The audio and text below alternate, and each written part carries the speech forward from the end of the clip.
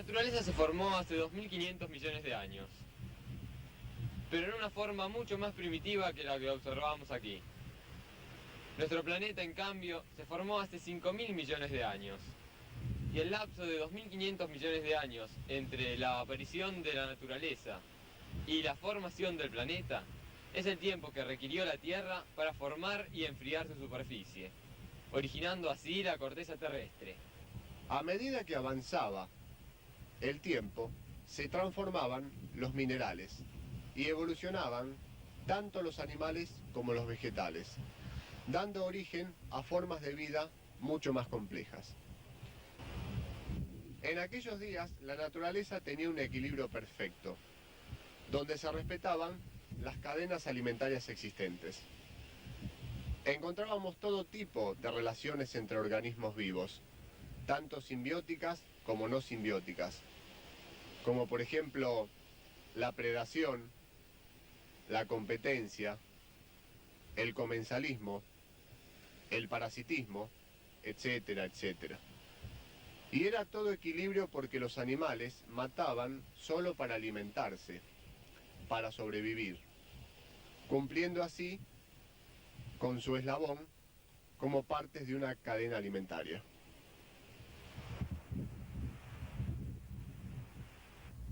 En la era cuaternaria, durante el Pleistoceno, aparece el hombre hace 2 millones de años aproximadamente. Comienza así su intervención en la naturaleza, convirtiéndose en el principal modificador de la misma.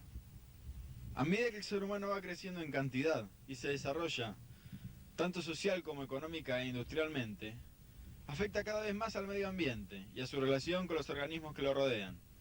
Precisamente la parte de la biología que se encarga de estudiar estas relaciones entre el hombre, organismos vivos y medio en que vivimos es la ecología. No debemos olvidar que las casas, las ciudades, el clima de una región, nosotros y un grupo de numerosos vegetales, animales y organismos formamos parte del ambiente o hábitat en el cual vivimos.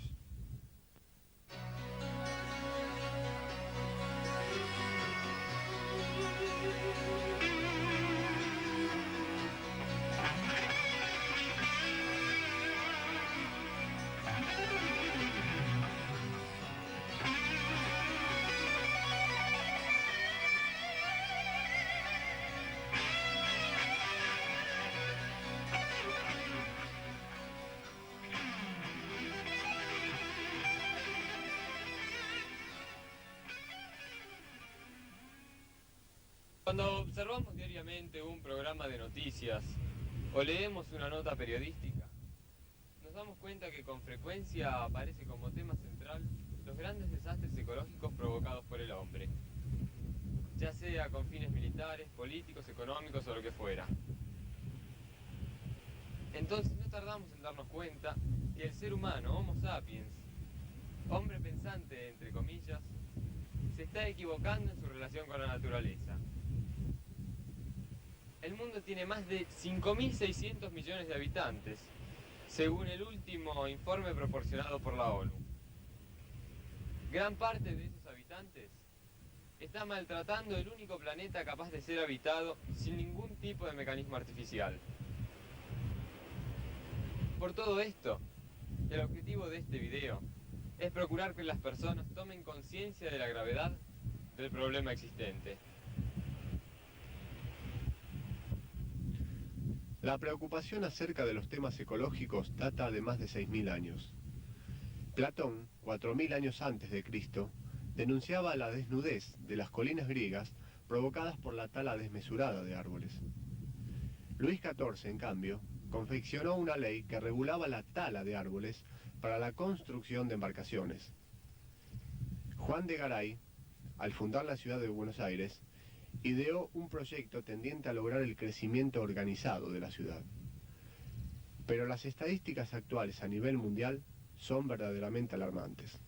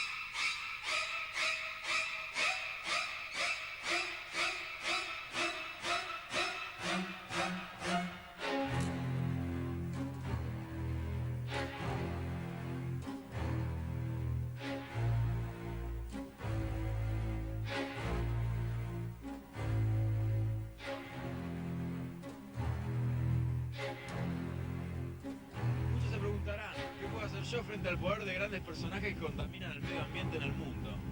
Alguien tiene que empezar a revertir esta situación, colaborando en la medida que pueda. Pero para tener una idea precisa de la tremenda realidad existente en materia de desastres ecológicos, observemos las siguientes imágenes.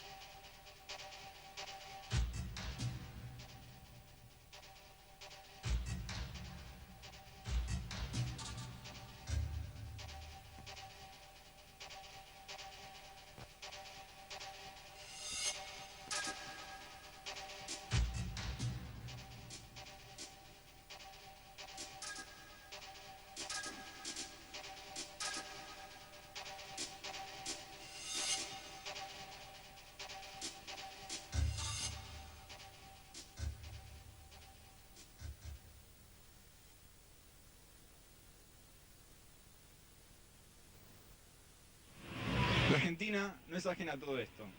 Con más de 33 millones de habitantes, la contaminación se centraliza en tres grandes áreas: el aire, el suelo y el agua. Los mayores problemas surgen de los grandes centros urbanos. El Gran Buenos Aires posee más de 10.300.000 habitantes, mientras que su capital federal, más de 3 millones, con una densidad de 15.000 habitantes por kilómetro cuadrado, siendo esto último la primera barbaridad ecológica. Miremos un poco Buenos Aires.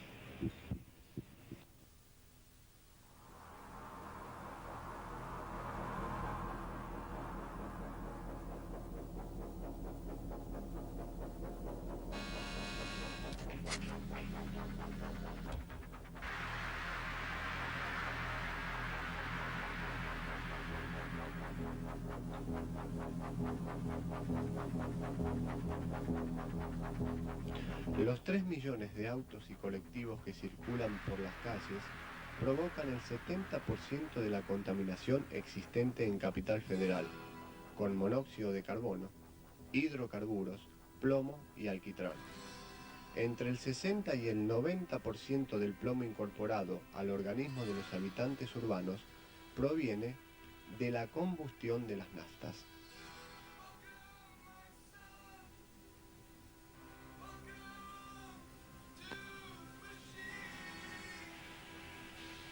El aire del microcentro llega a tener hasta 4 microgramos de plomo por metro cúbico y la Organización Mundial de la Salud recomienda no más de 0,5, o sea que estamos 8 veces pasados de esa última cifra. Las personas que trabajan en estas zonas y aspiran esos gases fuman el equivalente a un paquete de cigarrillos por día.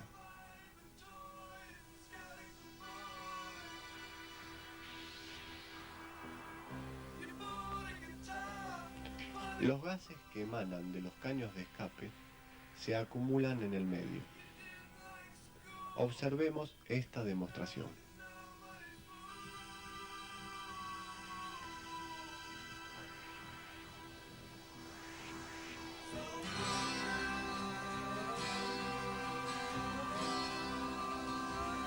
Los mismos son aspirados continuamente por nuestras fosas nasales. Ingresan a las vías respiratorias inferiores atravesando la tráquea, el árbol bronquial, quedando el plomo depositado en las paredes internas del pulmón.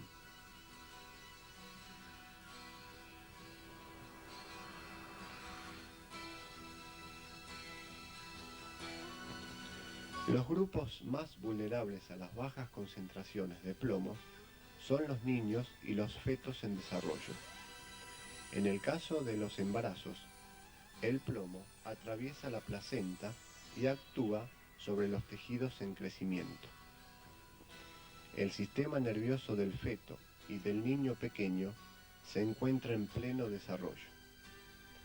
El plomo interfiere ese desarrollo y las consecuencias son un menor cociente intelectual que se observa en la línea inferior del cuadro respecto a la línea superior, que representa un feto en condiciones normales sin ingerir plomo.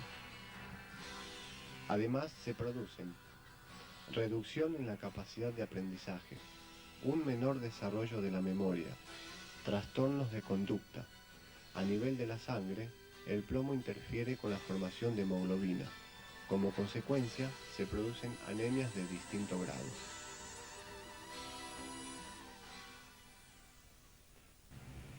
El smog de la ciudad de Buenos Aires es provocado fundamentalmente por la gran cantidad de automotores que circulan por ella y sobre todo por las industrias radicadas en la zona.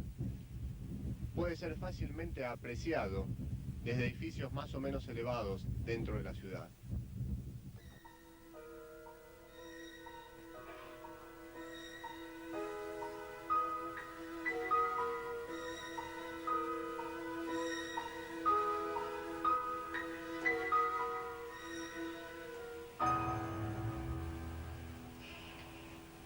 El smog es una mezcla química de humo y niebla extremadamente desagradable y nocivo para la salud. En el Gran Buenos Aires, a la contaminación provocada por los autos, hay que sumarle la intoxicación fabril de las 50.000 industrias allí localizadas.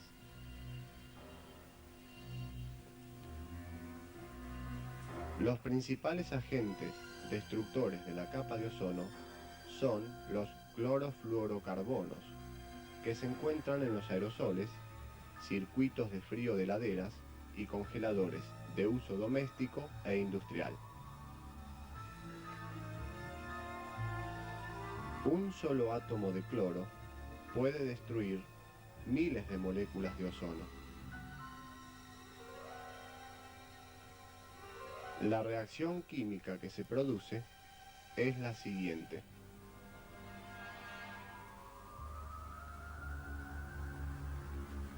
El cloro es liberado a la atmósfera. Reacciona con el ozono, formando monóxido de cloro. Desdoblándolo en oxígeno diatómico, destruyendo así las moléculas de ozono.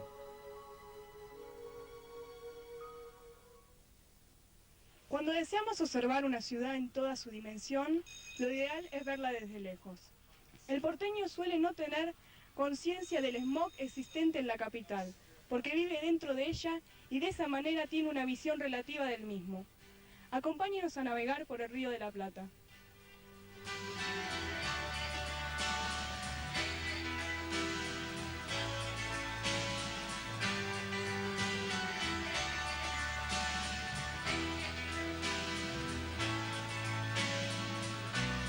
Dark night,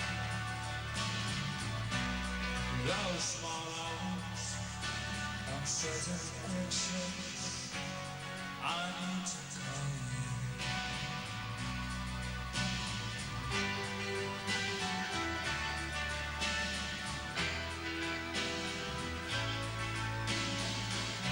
The room's full of strangers, some call me friends.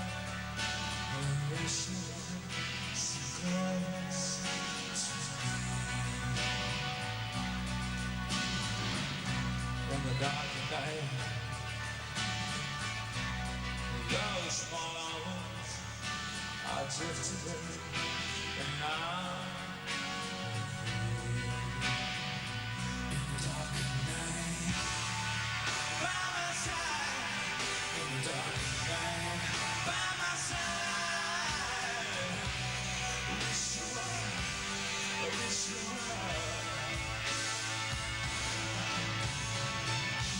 Comes a clown, but his face is a wall. No window and no eye at all. In the dark of night, those small hours I drifted in and out.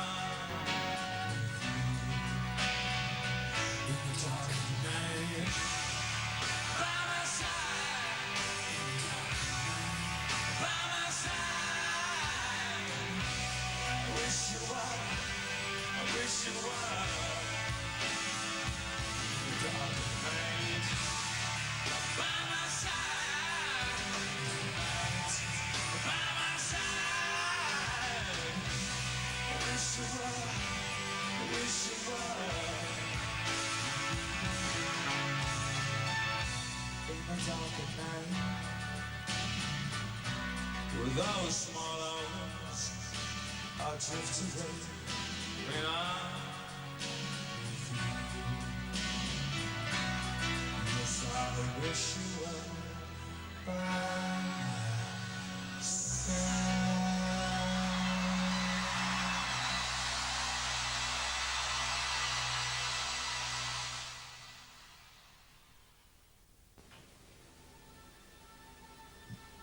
Señores, así es Buenos Aires desde el río.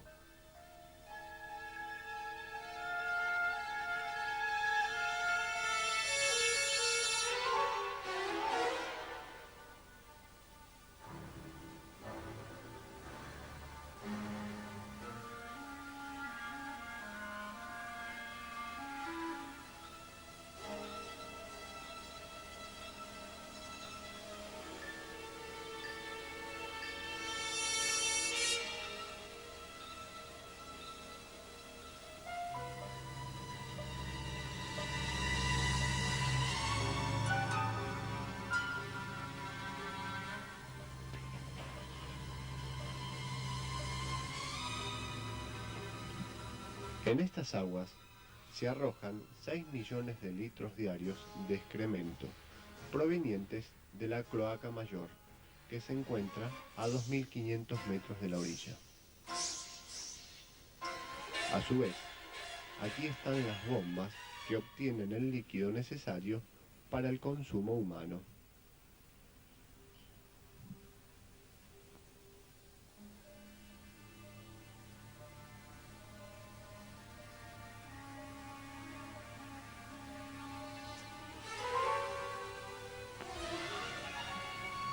Veamos un poco cómo es el agua del río antes de ser procesada.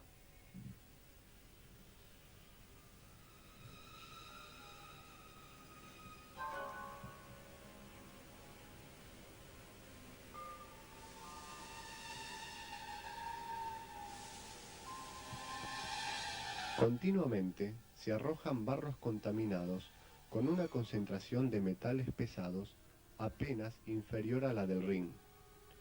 Estos elementos están sujetos a la fuerza de las mareas, estancándose cada 6 horas y depositándose en el fondo. Los microbios de la materia fecal desoxigenan el agua porque son anaeróbicos, siendo la causa principal de los millares de peces que aparecen muertos en las costas.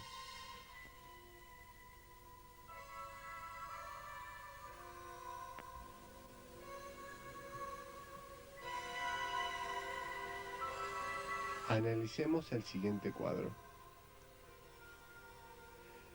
El número de muestras detectadas con alta concentración de nitratos, nitritos y colíferos fecales es muy superior en las costas de Buenos Aires respecto a las de Colonia en el Uruguay.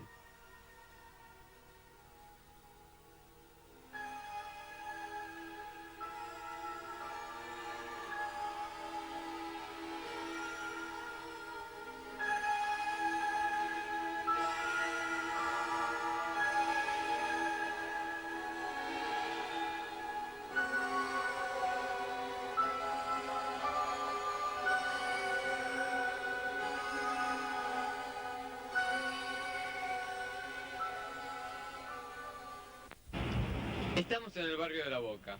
¿Quién no conoce este famoso puente? Nuestra meta es mostrarles el riachuelo en diferentes partes de su curso, para que saquen sus propias conclusiones acerca de la homogeneidad de su contaminación. Un grupo de industriales está llevando a cabo un acuerdo para evitar arrojar los residuos de sus industrias en las cuencas fluviales. El interrogante que se plantea es el siguiente. ¿Es suficiente el año de plazo que otorgarían los industriales para revertir la contaminación acumulada desde hace décadas?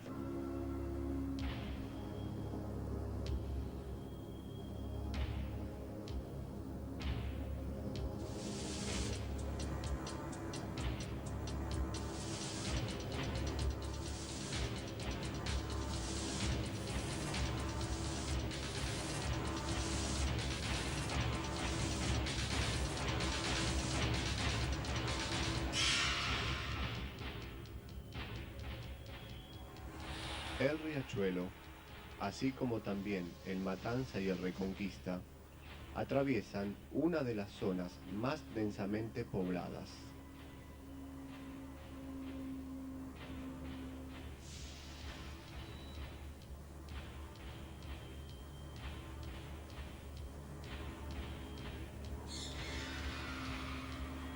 En ellos no existe oxígeno disuelto, es decir, que solo fluyen líquidos químicos sin que sobrevivan ni siquiera bacterias.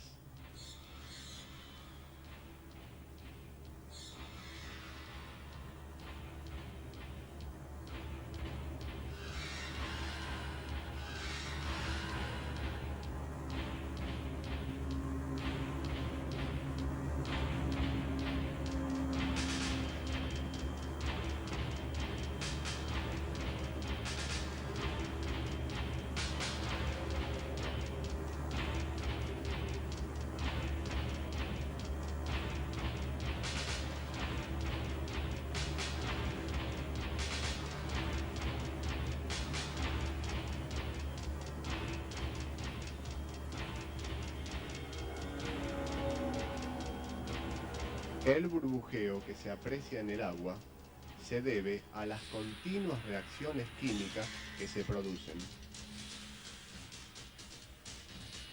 Todo esto provoca gran mortalidad infantil y es responsable de numerosas infecciones en el hombre.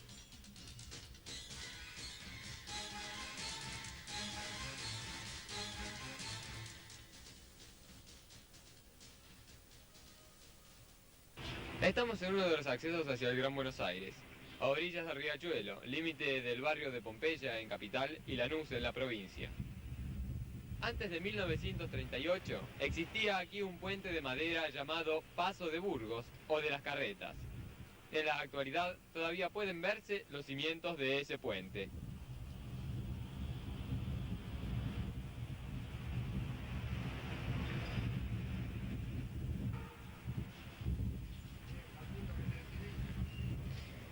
Luego del año 1938 fue construido este puente de cemento llamado Uriburu.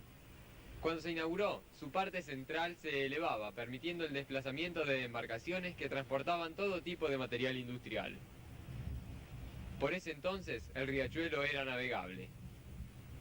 También cuentan los vecinos más antiguos de la zona que las personas se bañaban en él y pescaban, como ocurre en la actualidad en el Paraná, por ejemplo, a la altura del delta.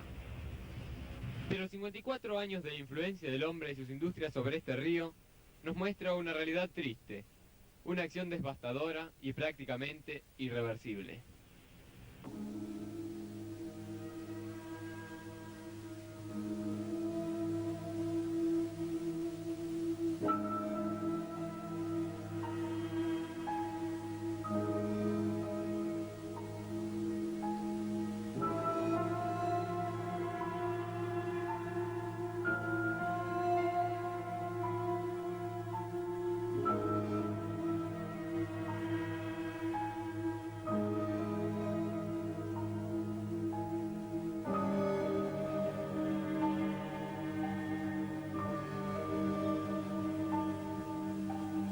El 70% de las industrias del Gran Buenos Aires contaminan las aguas.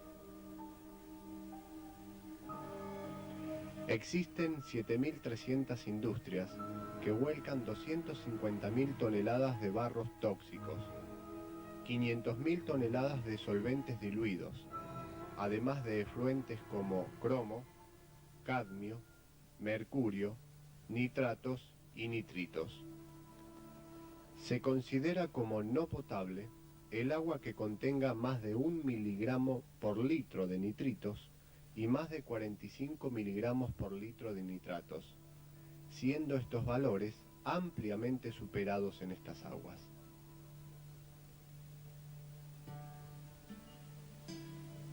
Al remover el agua de la superficie arrojando un objeto, descubrimos lo que emerge desde el fondo del río.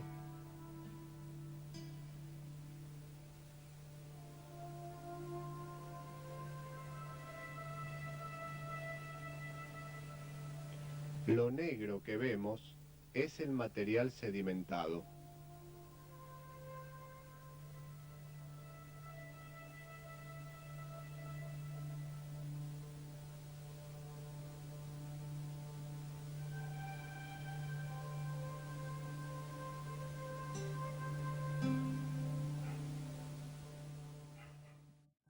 Al bajar el riachuelo, observamos claramente el sedimento depositado en él.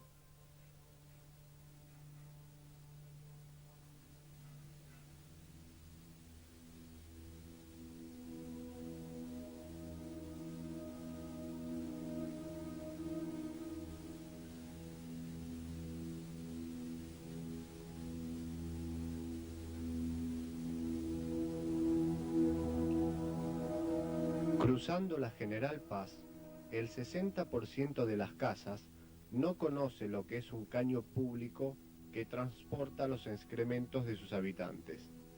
El 48,3%, según datos precisos del INDEC, debe apelar a alguna forma de obtención de agua que no sea la provisión tradicional.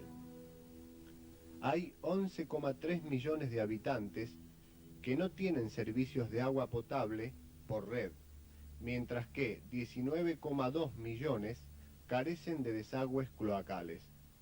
En las zonas urbanas hay 5 millones de personas que se debaten entre la escasez y la contaminación.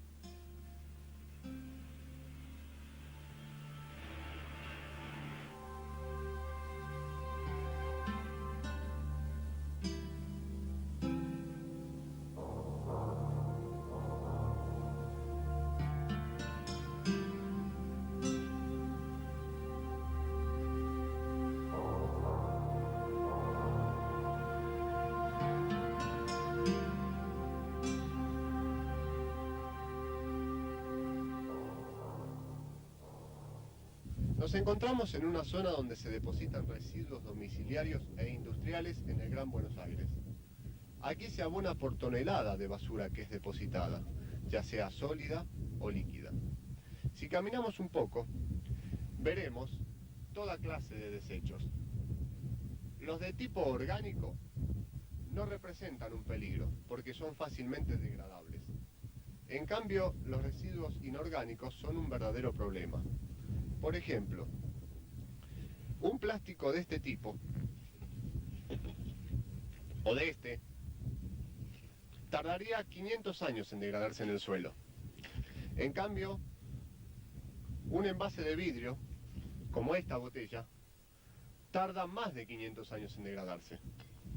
Y por último, envases de hojalata, como por ejemplo estos recipientes y aquel, tarda aproximadamente entre 200 y 500 años en degradarse.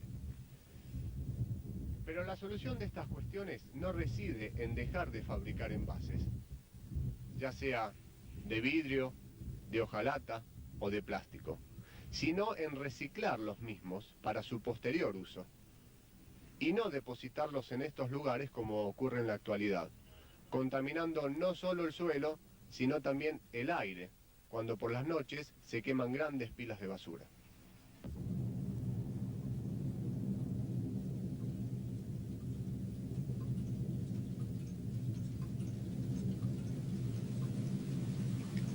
Cada argentino produce 179 kilogramos de basura por año, a un promedio de casi 450 gramos por día y habitante.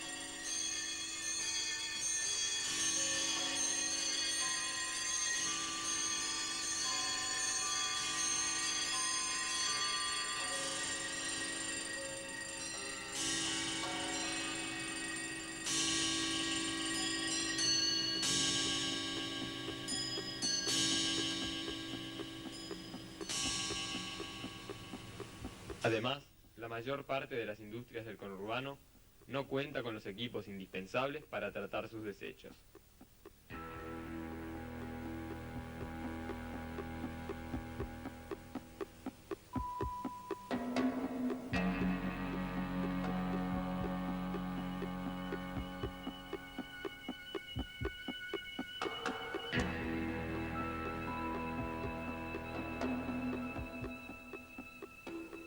Todo va a parar a grandes basurales que son peligrosamente contaminantes.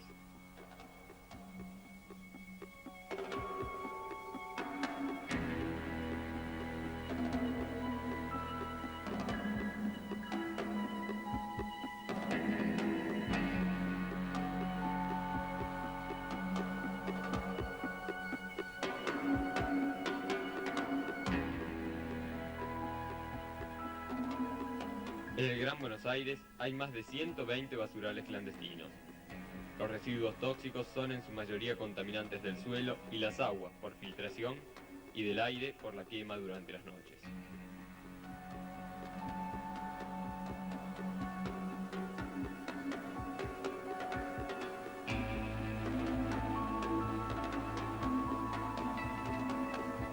Con la falta de un sistema de reciclado de residuos adecuado, la basura ya comienza a convertirse en un problema. Solo en Buenos Aires se arrojan anualmente 600.000 toneladas de residuos peligrosos, contando nada más que los domiciliarios. Taking away the moments that make up a dull day. Fritter and waste the hours that off and way. Picking around on a piece of ground in your hometown. Waiting for someone or something to show you the way. Tired of lying in the Diariamente es fácil apreciar la íntima convivencia que existe entre los habitantes de la capital federal y los desperdicios de todos los días. And then one day you find 10 years have gone behind you. No one told you when to run. You missed the starting gun.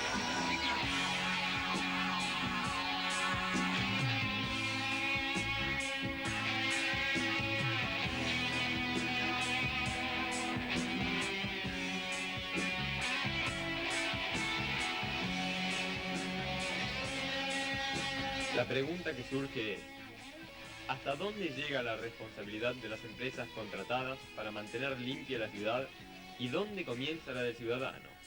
La respuesta queda a criterio de cada uno.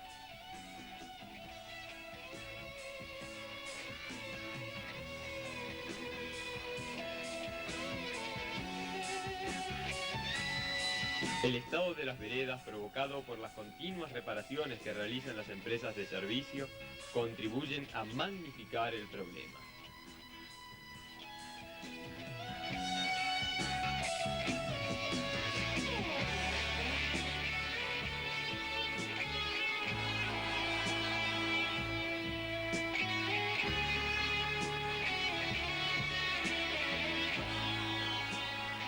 Muchas veces la ignorancia juega un papel fundamental en lo que se refiere al cuidado del medio ambiente.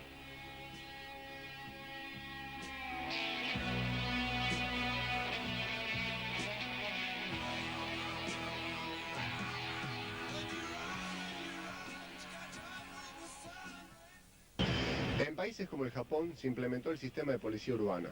Este organismo tiene por finalidad el cuidar el aseo de las grandes ciudades, cobrando multas por los excesos en cuanto al medio ambiente. Por ejemplo, arrojar una simple lata de bebida gaseosa involucraría una multa de $250, y por arrojar una simple colilla de cigarrillos se cobrarían multas de hasta $50.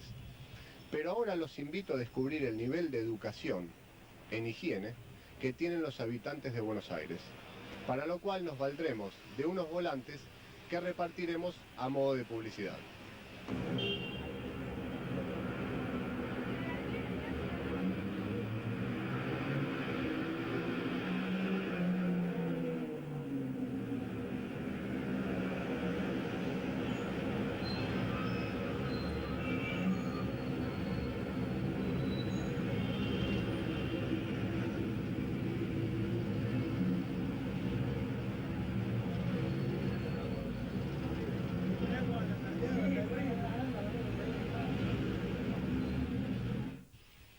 Es evidente que el hombre está transformando la naturaleza.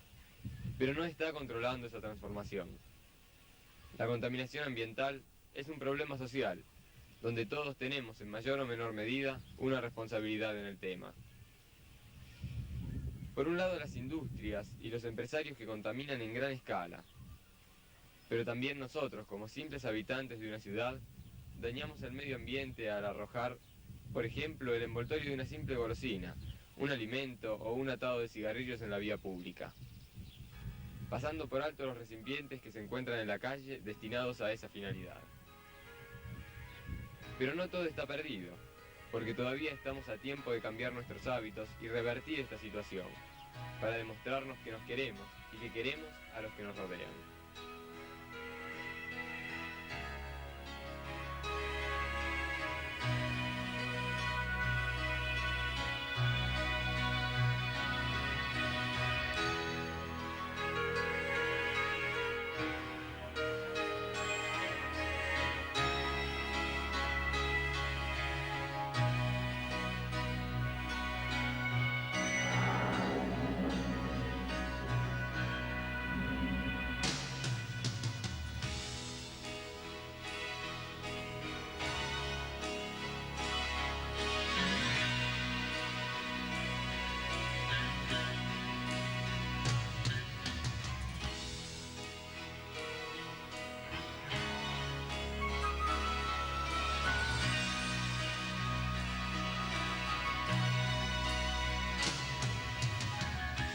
When I look into your eyes, I can see love restrained.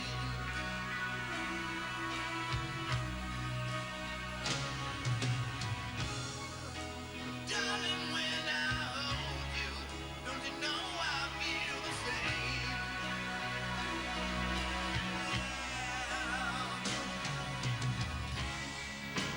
Nothing lasts forever, and we both know hearts can change.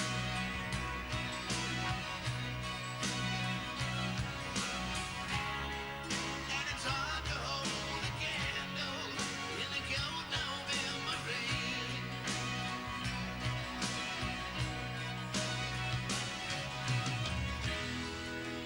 Been through this such a long time, just trying to kill the pain. Yeah. Never know what's coming, never know what's going. No one's really sure who's letting go today. Walking away. Take the time to lay it on the line. I can rest my head just knowing that you are mine. Oh, mine. If you wanna love me, then darling, don't refrain.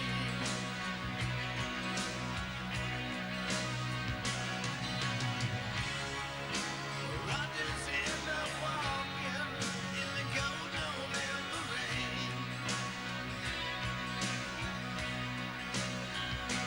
Do you need some time on your own? Do you need some time all alone? Oh, everybody needs some time on your own. Oh, don't you know you need some time all alone? Existen buenos ejemplos que el hombre concreta para luchar por el cuidado del medio ambiente. Estos pueden ser desde una simple tira cómica, pasando por un sobre de azúcar, un lápiz, una caja de cartón donde se aprecia perfectamente la leyenda, cartulina reciclada. Hasta llegar a cosas más complejas como este libro, o el código publicado por el gobierno de Misiones hace muy poco tiempo, que contiene toda una legislación sobre el tema.